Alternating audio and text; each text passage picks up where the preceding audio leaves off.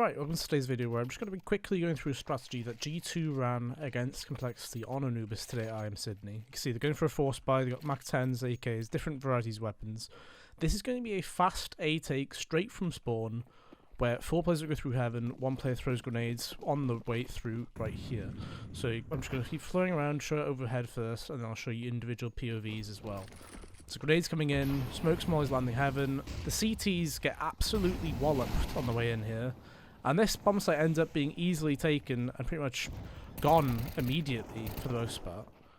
Players get zoned out. It's very hard for CTs to get into this bomb site, especially when you lose the bomb site this early too, because the Ts will still have tons of grenades is the other part that makes this so difficult to get back in. As you can see here, Complexity, it's cleaning these angles is so difficult as well. It just means that you've got 2v3, you're only just getting through the beach sort of area anyway, and it's just not worth risking it, especially after you consider the scoreline 3-1. The economy is fragile. You're better off just saving your weapons and then looking towards the next anyway.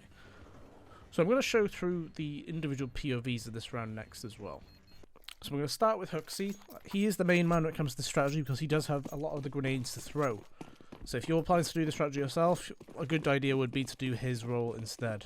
So you've got him lining up here, and he does a walk jump throw. So we're actually going to go back and quickly have a look at that as soon as he does the rest of his grenades. Jump throw for the Molotov, and then flashbang, jump throwing in as well.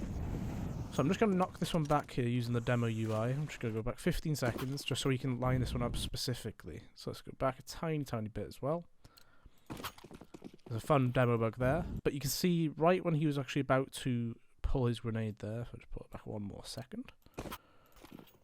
So you can see, I believe he's lining up here using his grenade pin, where it actually creates this circle sort of shape in line with the white line here. I believe, right? It might be something else with his crosshair, but that is a pretty decent way of lining it up for me. There's a pretty open area for where this smoke's actually going to go anyway. I'll just fly through so you can see exactly how it goes. Goes straight through. There's a pretty good range of error because this wall is fairly wide. Means that it will cover this area no matter what, especially with the CS2 smokes as they are. So I'm just going to go back to him again, just so you can see it a bit more clearly once more. The jump throw is right on the bottom of the wall. Same with the flashbang, right in line with the baskets. So I'd say make sure you do practice the flashes, because the way that jumping and throwing grenades works on this game is a bit different compared to how it used to work on CSGO, right? The innate jump throw that exists does restrict or affect your ability to do things as you would normally do from CSGO. Next up on the list will be JKS. So we're just going to keep following through all these individual players. We can see if they do anything specific, and I will go back and have a look at it very quickly just so you can find out exactly how it is done. So pretty clear cut for him, typically used as more of a actual aim star anyway. Comes in, nice and easy, gun out, look for the entries, as you do. He knows there's a Molotov already on the walkthrough there anyway. Molotov's headshot again. The utility use was perfect. Resmokes camera. It's all about creating these ticking timers on the actual bomb site hold, right?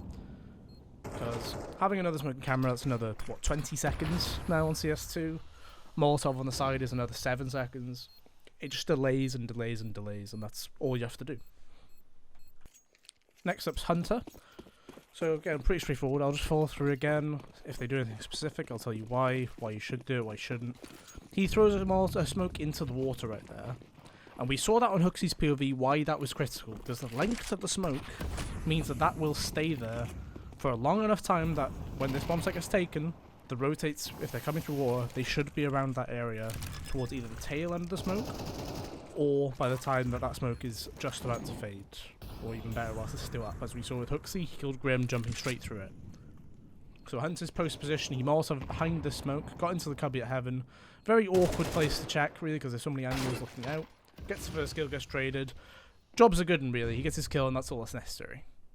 So with Monazy, it's kind of key. He dropped a Tech 9 for HooXi here because his money was so low. He gets given a Mach 10 back. He also has a smoke. That's all he had money for, so don't consider that this is why he only has this.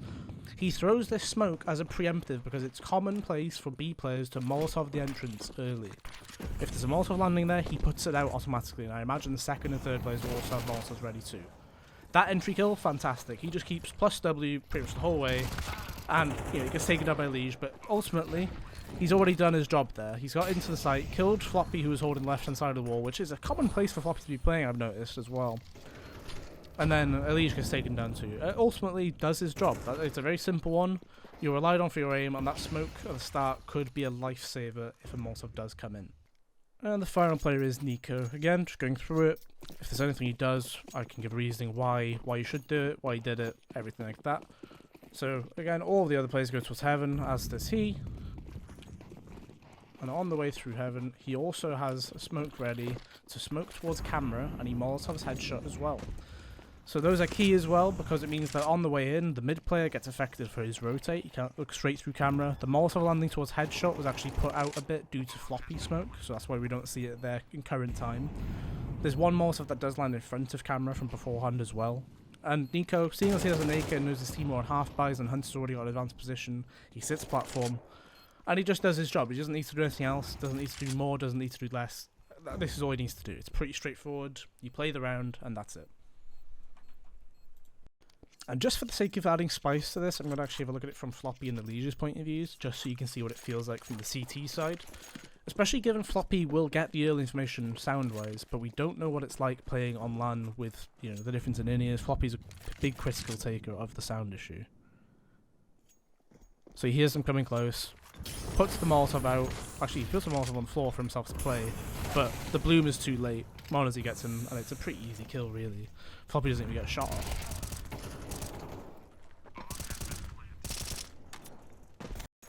So we're looking at EliGE. I seem to have encountered an interesting CS2 bug with the demo in the top right there. EliGE obviously is the mid player for the actual team here of Complexity. Does his Molotov. He's already on fast rotate for camera here, so this does help a lot. So he's already towards headshot. He thinks about going up, gets smoked off. He's also Molotoved off. There's nothing he can really do here. Like, floppy dies, and all he can do is kind of hold and he pushes further forward, which he does. Kills Monazy, and then he waits for a chance to retake. I believe he gets killed by Hunter on the way through here as well. But ultimately, I don't really know what else he could have done. He only had a Molotov at the start of the round. He used it at mid. If he had a smoke, maybe he could have done something a bit more. But realistically, as the rotating player coming out, there was Molotovs the whole way across this floor here. Upper was smoked. This area was smoked by floppy.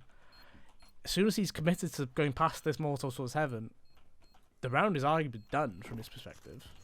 Like, there's not much that can be done other than the kill he got. But yeah, thanks for watching. Obviously the CS2 demo, UI and everything has its issues. We saw that kill feed doubling up for whatever reason. But just a small one. Hope you enjoyed the little video.